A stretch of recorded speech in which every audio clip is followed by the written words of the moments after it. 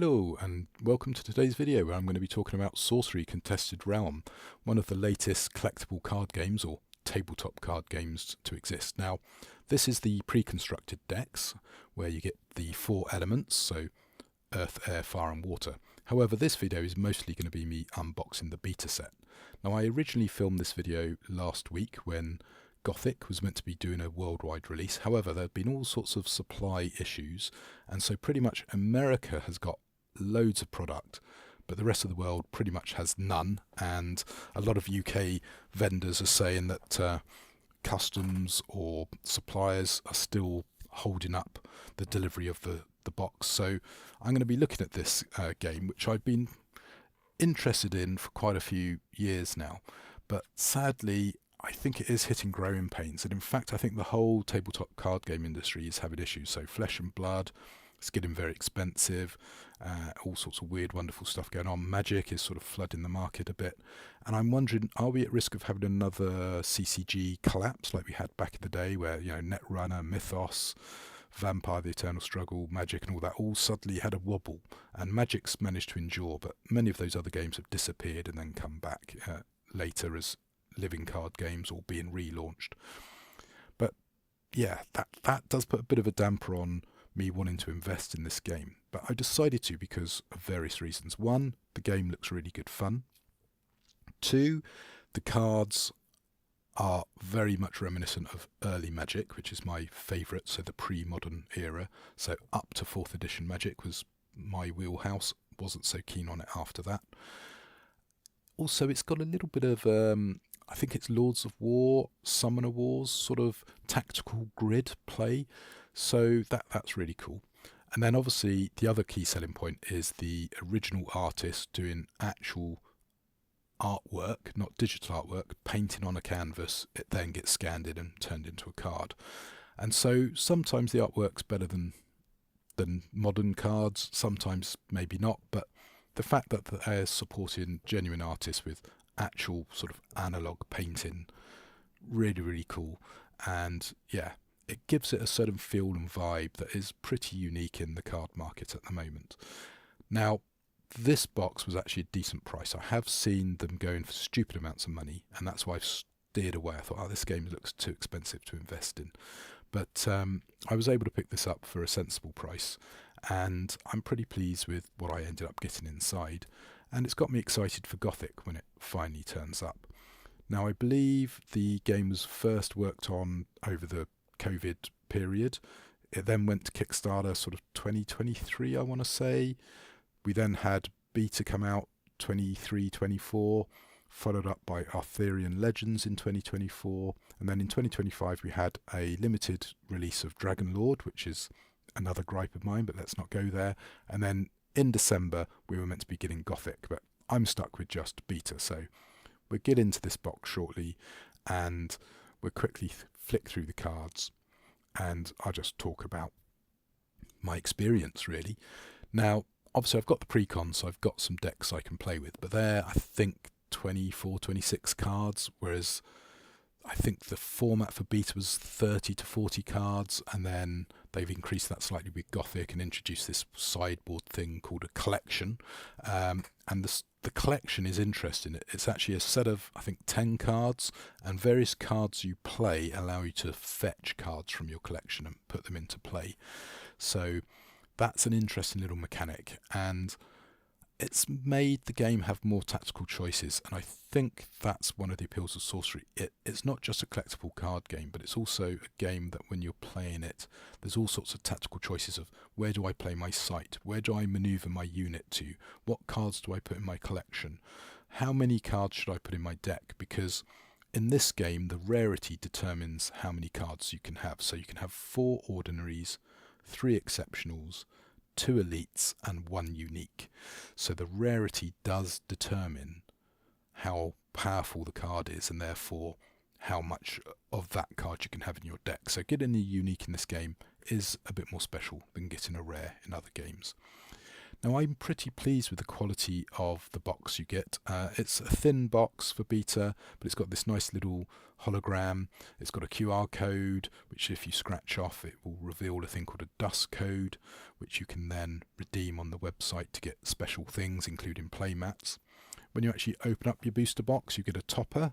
I believe it's the same in every single box. So you get a sorcerer, a load of tokens, a rubble card. There is the possibility you might get a random card in there. I'm not 100% sure on that.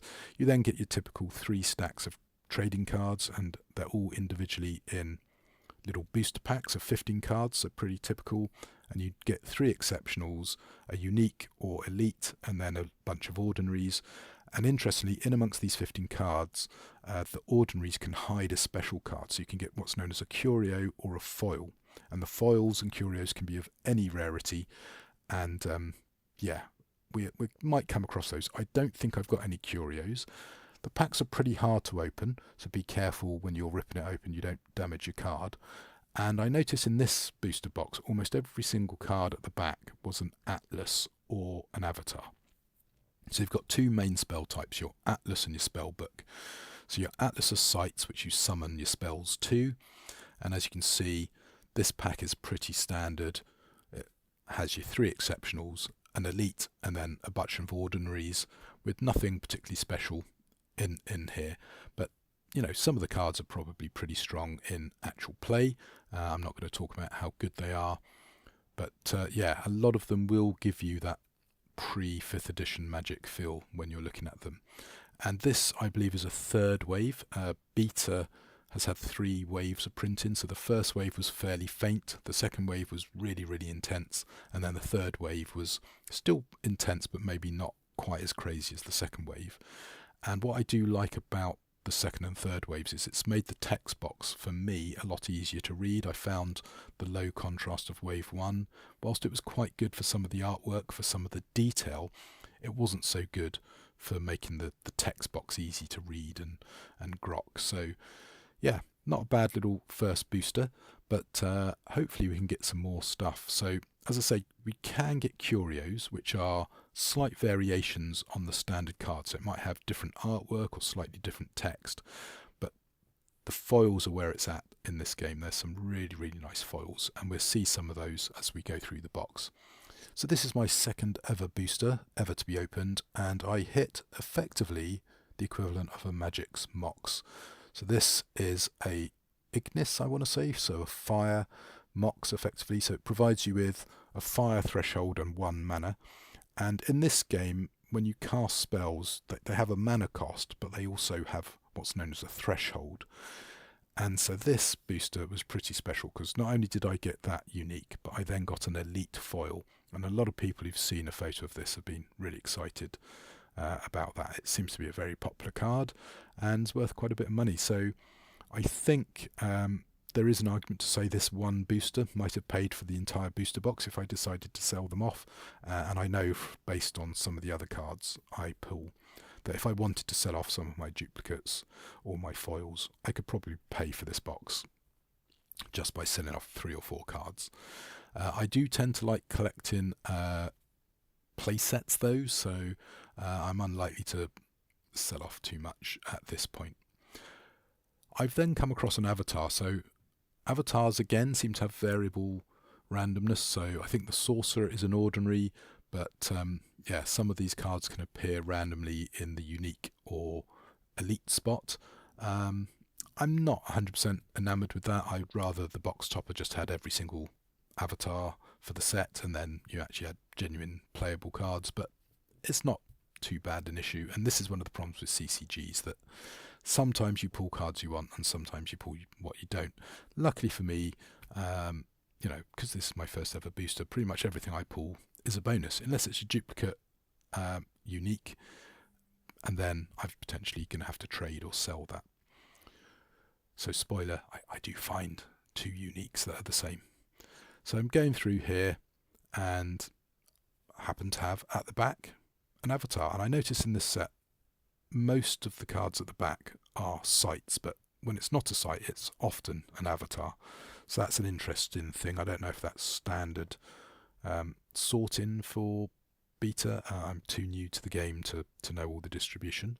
Quite pleased to see this card. Apparently this is a really strong card. It has been slightly clarified, so it's not quite as strong as it used to be, but yeah, pretty good. And then these are really nice little cards as well.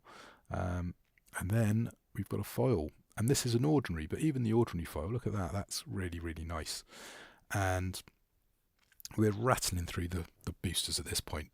And as I say, if this was Gothic, I maybe would be taking a bit more time because these cards would be new, but beta's been around for 2 years now, so probably not so excited for the veterans of the sorcery scene.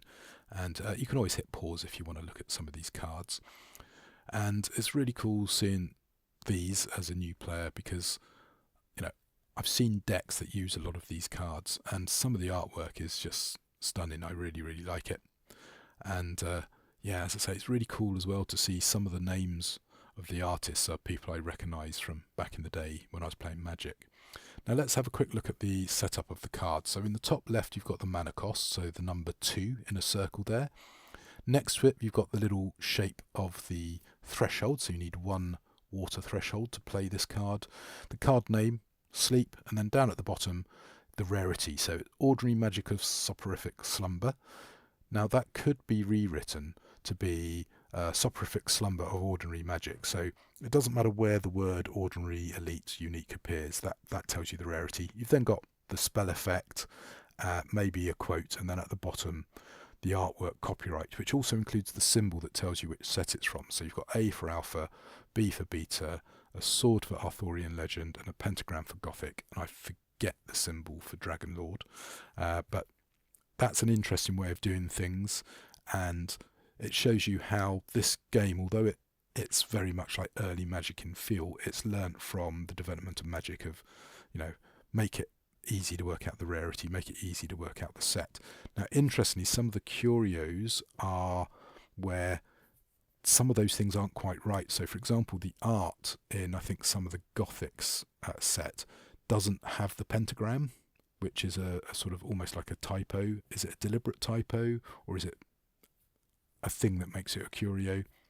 Time will tell. But yeah, there's all sorts of weird and wonderful things with curios. So alternative artwork. So again, in the Gothic set, there's a frog card, and the normal version is a frog in someone's palm. The curio version is a frog with like a little hair bow almost on top of its head. And so that's a nice little thing. Now this is a cool card, Pudge Butcher. It allows you to drag things around. And then there's some of these cards have quite a lot of text, and they also have specific words. So there's submerge, there's burrow, there's flight, charge, void walk, and yeah, you need to look out for that. So here's an example, the Root Spider, another quite strong card, 3 cost, 1 earth I believe it is, and it's an exceptional. It's got this thing called burrowing, so it actually goes underneath your sight, and that brings in this interesting tactical element. And the Root Spider slumbers or disables the text of a card. Here's another one with weird movement shenanigans, so it can move around faster on the board. So there's definitely a sort of a 3D tactical manoeuvring element to this game. It's not just play a card, it does something, put it in your discard. We've got another foil coming up, buried in amongst all the ordinaries, and buried treasure, very, very nice. I like the fact the foils on the coin gives it that nice shimmery thing. So there's a lot of care has gone into these cards and the design of them. And yeah, you can see the people behind this obviously love it. Now, interestingly, this Wicked Witch is a spell caster, so that allows you to cast a spell as if it's from that person. Some cards capture spells and can then cast them. So yeah, all sorts of weird and wonderful interactions. So anyway, we're at the last pack of this stack, so we get this ripped open and see if there's anything more in here that's particularly exciting. So yeah, we've got quite a few sites building up. This card is something I saw a lot before getting in the game, and it was pretty stunning, and I think the foil version of that is really, really lovely. Now, when I'm going through these, I did actually miss a foil, so there will be a quick photo right at the back end of this video just to capture that, but yeah, it's a bit annoying. Charge, I believe, is the keyword for when this card comes into play, it can instantly move, so they do have sort of summoning sickness normally.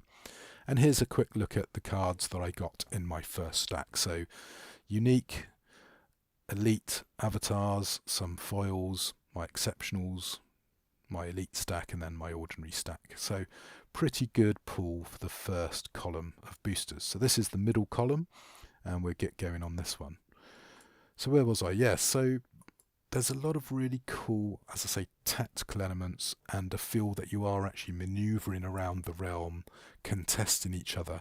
I believe there are some rules out there for 4-player, because this is just a 2-player game normally, but I think that actually works better, because the problem I found with, for example, Vampire is to work you need to start with 4 players, and getting 4 players together is pretty tricky. I mean, getting just 2 players together is proving tricky for me. I'm not exactly on top of shops. Most of the shops I would go to play this are anywhere from half an hour to an hour away. Now, I was very pleased to pull this. This is a unique site, Vesuvius, which requires 3 fire threshold to trigger its ability, which is you sacrifice it, it does all sorts of shenanigans, damaging stuff all around it. Another keyword that we have seen and I haven't spoken about is Genesis, which is when this card comes into play, trigger this ability. And Gothic's got some really cool abilities to shut that off. And there are some cards that have some really negative things, like when this card comes into play, the Genesis effect is take 2 damage. So if you silence that, or that's potentially a really good way of getting around that downside. Now, interestingly, in this deck, I've pulled the Midland Army, and we're about to see a second copy of it come up in a sec. Now, this card here, I believe this sort of joins up with another card in the set to give you a bit more of a panoramic view of the city, and it's by Ian Miller, who I recognise from Games Workshop days. So here we go, we're going through, and oh, here's my first duplicate unique, and I believe actually this was the only unique I've got a duplicate of in the entire box. So I am starting to think I need to think about themes. Should I do a Midland theme deck? Because I've got a lot of cards that are actually tied to Midland. Here's another keyword on this card, Void Walk. So this is quite a nice card. It's also got this thing called Stealth. So one of the problems you will have with this game is it does have these keywords that you need to refer to the rulebook. Another theme I'm looking at is Frog. It seems that frogs are pretty popular. And here's another unique, King of the Realm. So yeah, I'm really pleased with how this booster box is going. Now, I apologise for cards occasionally drifting in and out of shot, by the way. I'm filming sort of behind a tripod, so I'm looking through a tripod at the cards. So if the cards drift out, apologies, what can I do? So here we go, we got the crown now. So as someone commented when I showed a photo of all my cards, oh, you've got a crown for your king. And I've also got a load of other cards as well. So yeah, really nice selection of cards, and not too many duplicates of the elites and the uniques, so that's really good. And a nice selection of foils, which we got another foil coming up, so Guile Sarens, and that looks really, really nice. So getting down to the bottom of the middle stack here, lots of extra cards to add to the collection, and I believe, having opened up every single box, I did pretty well. I had a minimum of 2 of every single ordinary. In fact, I think the vast majority I had 3 of. So pretty good from that point of view. And this ties into something that's a little bit wonky with Gothic. There have been some stories of people getting a very odd mix of cards. Oh, by the way, there's another Guile, exceptional. So yeah, in Gothic apparently there have been... Ooh, we've got to stop here. Queen of Midland, a unique foil. Love it. So yeah, oh, and a sorcerer right at the back there. So yeah, with Gothic, there have been some like god packs where it's like every single card in the pack has been foil, and then other packs which people are calling demons, where no exceptionals or elites or foils. Look at that foil there. Really nice 3D effect on that. Gotta love it. So yeah, it's one of those games, I think, where if you're into this sort of thing, you're going to absolutely love it. If you find weird stacking and clumping and FOMO a problem, maybe you should steer away from it, because there are going to be frustrations. But I think the risk there of steering away is you're going to miss out on what is a really good fun game. Oh, some gnomes, very hard to pronounce them, so I'm not even going to attempt it. Lovely foil and a sight at the back there. So yeah, what do you make of Sorcery? Have you played it? Have you tried it? Do you collect it? Do you have some trades? Because I'm obviously after uniques. I'm mostly missing uniques from beta, so I've now got the dilemma of, do I buy another booster box or do I just buy the singles? Now unfortunately some of the singles are quite pricey. I believe there is one card that's several £100, so I probably won't be buying that. I can't justify it, but yeah, I'd love to have one of every single card. That would be great. And obviously for a play set, 4 ordinaries, 3 exceptionals, 2 elites and 1 of every single unique. Would I want every single foil? Probably not.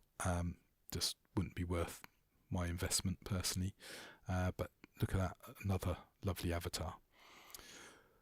So yeah, hopefully you've enjoyed having a look at this, and I'm not talking too much about the game. That looks a bit like a strip mine to me.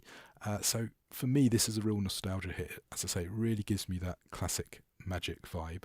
The Death Speaker there, I think he's going to be quite a powerful card in the new meta because of all the zombies and undead that are coming in Gothic.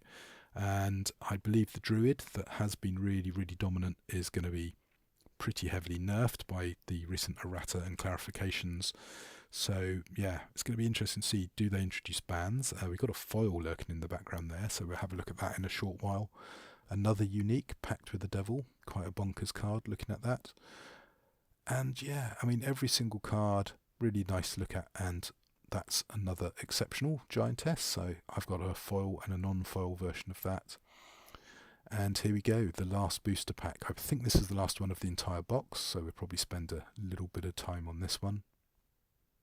So Submerge. I'm not sure how many Submerge cards I've blown past, but yeah, that's another form of positioning. We've got some Airborne and Charge, another avatar. I really like that card, really creepy artwork, lovely. And then it strikes me as Water and Fire are the 2 options I'm going to be looking at building decks for, but Earth is good, and Common Sense is a really cool card for fetching stuff from your deck, although some rules clarifications and some cards that come out might nerf that a bit, and I believe some people are saying maybe the Toolbox is a better card. Anyway, there you go. That is my stack of ordinaries, which I'm going to sort out into sites and cards and alphabetize them and all that good stuff. And I've got a pretty good selection, as I say, at least 2 of every single one, probably 3 of the majority and 4 of many of them. So we've now got the avatars. So I've got Seer, Death Speaker, Flame Caller, Regular Sorcerer, Geomancer, Elementalist, and then the box topper foil sorcerer with the extra cards. So that's not bad. Then we're going to get some foils. So we start off with our ordinaries, and I really like the 3D effect on those, and it's nice to see even an ordinary foil get some special love. We then move on obviously to the exceptionals. So these are really nice foils as well, particularly like the Buried Treasure and then the Guile Sirens. Really, really nice look to that. Brings out the watery effect and the intensity of that sunset. So really, really nice. And so getting a foil in this game is something really great. And this Grandmaster Wizard, look at that, that's a lovely card. Really good. Now I forgot to flip the card over to show you the full artwork on the back, so apologies. We've then got my unique, so really pleased to get a Queen of Midland and a Ruby Core. Got 2 Midland armies, so I've got a trade, King of the Realm, Crown of the Victor, the Manuscript, and then Pact with the Devil. So not a bad little start for just 1 booster box. We've then got a big stack, obviously, of exceptionals, or elites. Sorry, I think that was elites, including some sites which are either elite or exceptional. I think they're exceptional, can't remember. And then we've got, obviously, a much fatter stack of exceptionals, pretty good selection there. And then, obviously, all the ordinaries. So here is the complete selection of foils and uniques, including the Frost card, which I somehow missed, so Frost Nova. So apologies if this is going a bit quick, but this is just a quick scan of every single card that I pulled that is of note from my box. So anyway, there you go. Till the next one, happy gaming.